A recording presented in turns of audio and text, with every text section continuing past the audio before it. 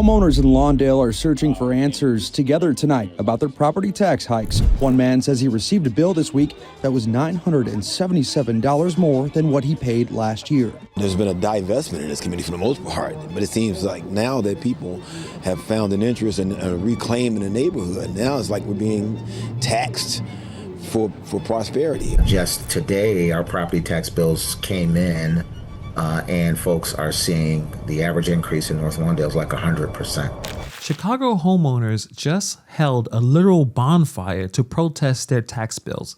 And the mayor is going to pretend that nothing happened. This is the clearest sign yet that the people in Chicago, particularly the Black Chicago residents, are completely tired of Mayor Brandon Johnson. Let's get into it. Well, people have gathered here tonight at Harmony Community Church here in Lawndale as they're trying to light the way to fairness with this bonfire and discussion tonight. Many homeowners across Chicago receiving a hefty property tax increase in the mail, and they're all wondering where that money is going.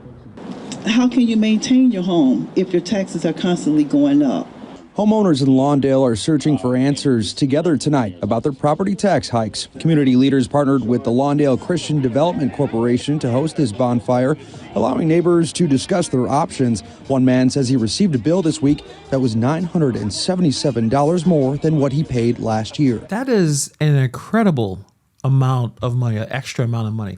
$900? I mean, when you look at this, when you're seeing people gathering at the church parking lot at night holding their tax bills like it's evidence in a crime scene, that tells you everything you need to know about how broken this system is. And the wild part about all this is not, a bunch of outsiders. This is not activists that flown in or political operatives. These are homeowners, longtime West Side residents who stuck with this city through everything. So when they pull up to the bonfire that literally lights the way to fairness, that means City Hall has not just failed them, they're ignoring them. This is what Brandon Johnson doesn't want to talk about. People are not organizing this bonfire for fun. They're doing it because they're desperate, because the bills don't match their income, because one more tax hike means that someone's grandma, someone's granddad may lose their home they had for decades because of the issues and the policies that are happening at City Hall.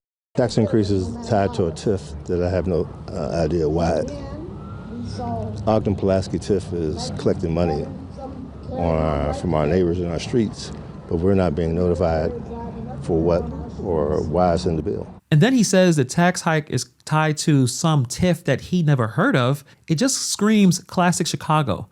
TIF districts are supposed to be reinvesting in communities, but somehow the communities paying into them are the last to see any benefit. This is what people mean when they say lack of transparency. If the city can take the money, the city should explain why in plain English, not some different political jargon nonsense, because this is why residents are left confused, angry, and feel like they're being played. The group discussed a number of solutions for the issue, including an effort to propose new policy, which would be modeled after California's Prop 13. That would limit property taxes to 1% of assessed value, with annual increases capped at 2%. Homeowners are also frustrated because they feel like they're not seeing the tax hikes lead to notable investment in their neighborhoods. There's been a divestment in this community for the most part, but it seems like now that people have found an interest in reclaiming the neighborhood, now it's like we're being taxed for prosperity. Cook County Treasurer Maria Pappas also spoke earlier today on the tax bills while at a Rainbow Push event. She says there are new avenues for homeowners to pay these bills at their own pace.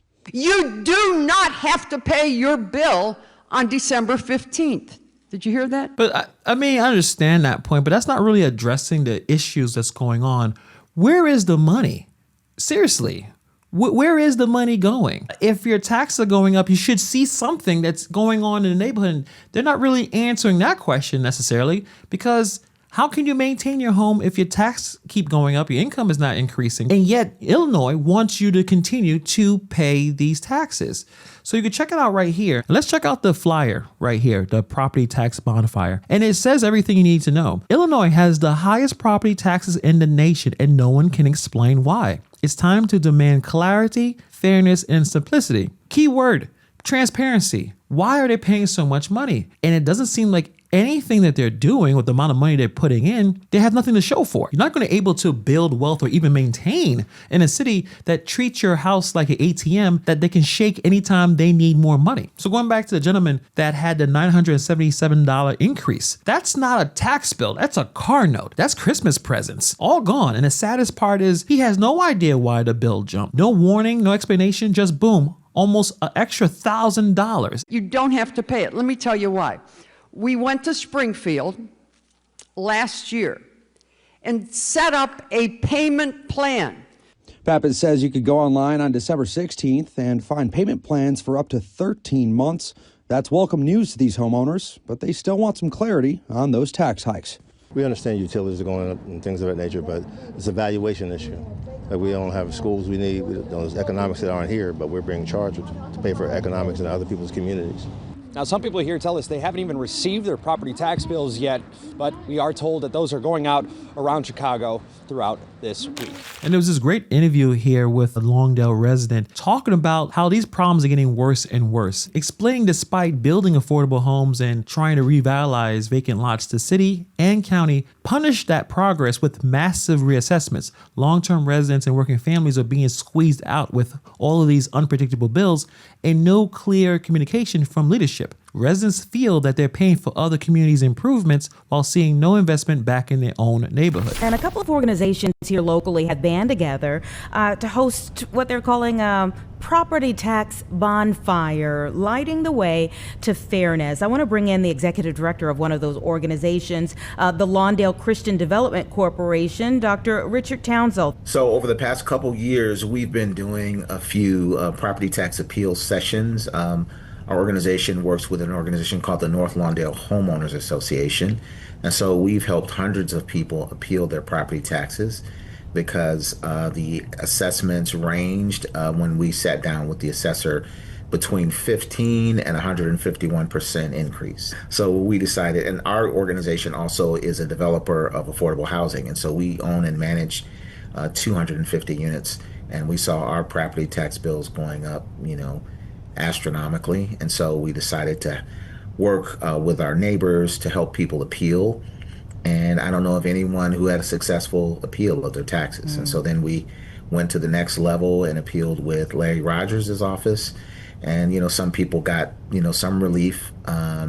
But just today, our property tax bills came in and folks are seeing the average increase in North Lawndale is like 100%. The average. Yeah. That is shocking. You've called this a broken property tax system.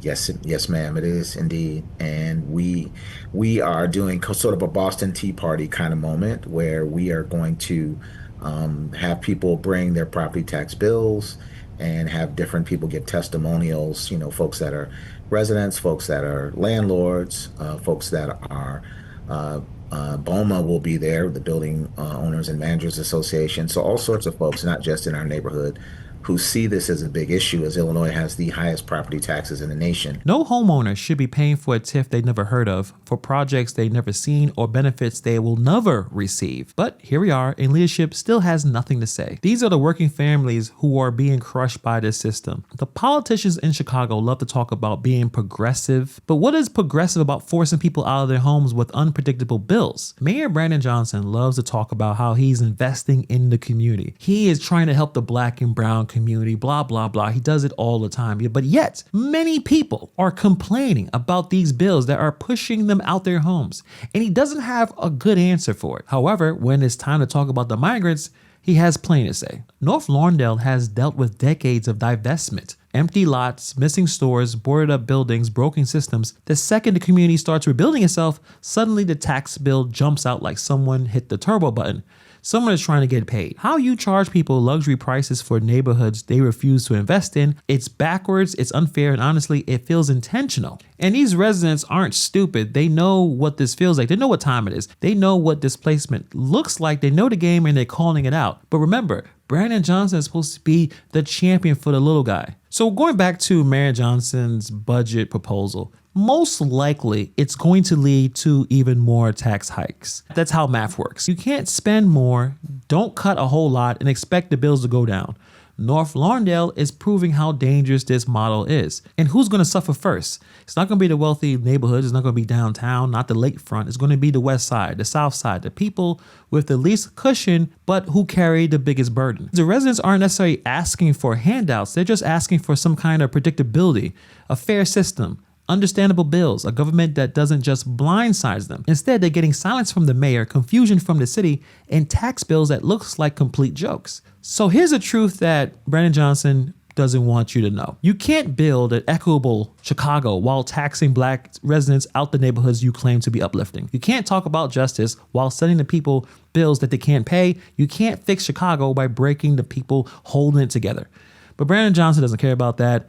I don't know what the man is doing, but that's just my opinion. Let me know what you guys think about this story in the comments below. And if you're interested, subscribe if you haven't subscribed. And also I have my second channel right here, Hannibal is Rising. If you're interested in subscribing, hit that link. That will be in the description box below. Thank you for taking time to watch this video. And I'll see you guys in the next video.